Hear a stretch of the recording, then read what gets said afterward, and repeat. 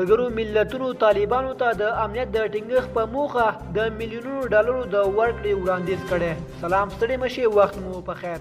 په AFG پلس چینل کې درته ښه راغلاست وایم. AFG پلس چینل تل ستاسو په چوپړ کې، نو همدا اوس ورسره چینل سبسکرایب کړئ.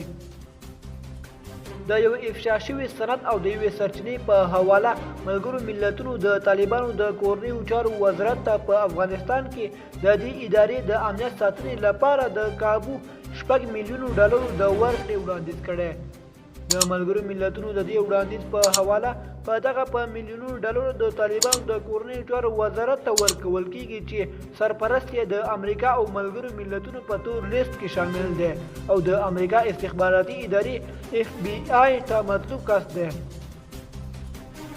په دغه سند کې چې رویټرز خبري اژانس لیدلی دی راغلی دی چې وړاندیز شوي پیسې به په راتلونکي کال کې د هغو طالب جنګیالیو د معاش په توګه ورکول کیږي چې د ملګرو ملتونو د دفترونو ساتنه کوي. همداراز به له پخواني حکومت سره د ترسره شوي یو توافق د غځولو له مخې د جنګیالیو ته د خوراک میاشتنی مصرف هم ورکول کیږي. دا پلان په داسې حال کې وړاندې کیږي چې په افغانستان کې واک ته د طالبانو تر رسیدو او د بهرنیو ځواکونو تر وتلو وروسته ناامني دوام لري او همداراز د بهرنیو مرستو درېدو دغه هیواد او د هغه نوي واکمنان له سختو اقتصادي ستونزو سره مخامخ کړي دي.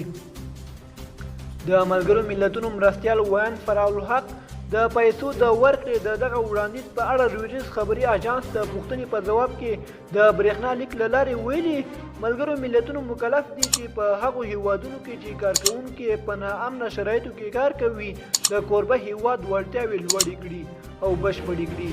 نوموړي طالبانو ته د دوی د دفترونو د امنیت د ټینګولو په موخه د پیسو د ورکړې وړاندیز یا د دوی د سند لخوا رد نه کړي. دوستانو زموږ د نن ورځې خبر تر همدې ځایه وو.